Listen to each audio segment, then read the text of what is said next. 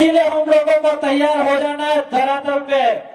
आज कांग्रेस बीजेपी वही देखती है जहां पे उनकी रैलियां होती है, जहां पे उनकी सभा होती है, लेकिन जहां पे अन्याय होते हैं किसी समाज के साथ, वहां कांग्रेस बीजेपी नहीं दिखती है। आज मैं एक छोटी सी घटना यहाँ पे हमारे उदयपुर की बताना चाहूंगा। जो पूजा भील 8 साल की बच्ची थी और उस बच्ची को ये नहीं होता पता था तो बलात्कार क्या होता है, उस बच्ची को बलात्कार किया गया, 7 से 8 टुकड़ा करा गया। उस समय कोई कांग्रेस बीजेपी का बोलने के लिए तैयार नहीं।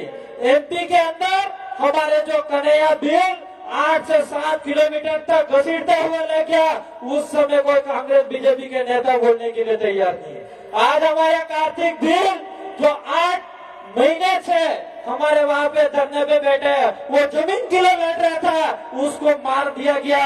आज तो कोई कांग्रेस बीजेपी बोलने के लिए तैयार नहीं है। तो अभी तक कांग्रेस बीजेपी नहीं बोली है, तो अब बोलेगी क्या? अब बोलेगी क्या? अब हम लोगों को जवाब देने का समय आ गया है।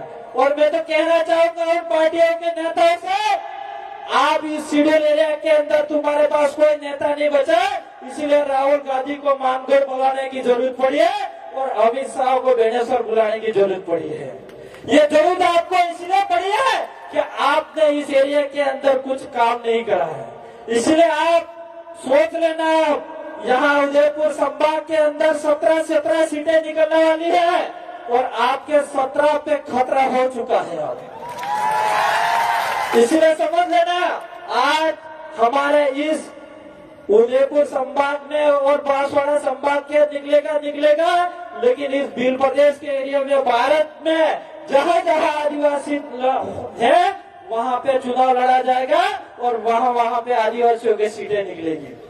आज आप लोगों ने ये जो जुनून के अंदर बात करी, इससे पहले मैं एक उदाहरण और देना चाहूंगा। 2016 के अंदर सबसे पहले कॉलेज में हम चुनाव जीते थे और इसके बाद से लगातार आज तक चुनाव जीतते आ रहे हैं। आज 22 कॉलेजों के अंदर चुनाव जीते थे हम, और इस चुनाव के इस बार चुनाव बंद करा दिया क्योंकि उनको पता पड़ गया कि राजस्थान के अंदर जितने भी उदयपुर और बांसवाड़ा संभाग के अंदर कॉलेज है, सब में बिल पटेल जीतने वाली है। अपने ही देश से चुनाव बंद करा दिया कॉलेज चुनाव के अंदर। ये युवा ही एक ऐसा है, परिवर्तन का टाइम कर सकता है और समय कर सकता है। तो आज की तारीख में हम लोगों को विधानसभा के अंदर भी लग जाना है। जिस तरह से डूंगरपुर और सभी कॉलेजों के अंदर कांग्रेस में एनएसओ और एबीपी बीजेपी से संगठन है, उनकी जमानत जब्त कॉलेजों के अंदर हो जाती है, ऐसे आने वाले विधानसभा के अंदर भी उनकी जमानत जब्त करने की जरूरत है। साथियों, मैं ज्यादा बातें कुछ नहीं कह के इतनी बातें करूंगा क्योंकि वक्ता बहुत सारे वक्ता है और मेरी बात को सुना, इसके लिए खूब खूब धन्यवाद। और एक बार फिर से मैं नारा बोलूंगा, जय जोहार का नारा है। अरे आवाज दो। खूब खूब धन्यवाद। जोहार।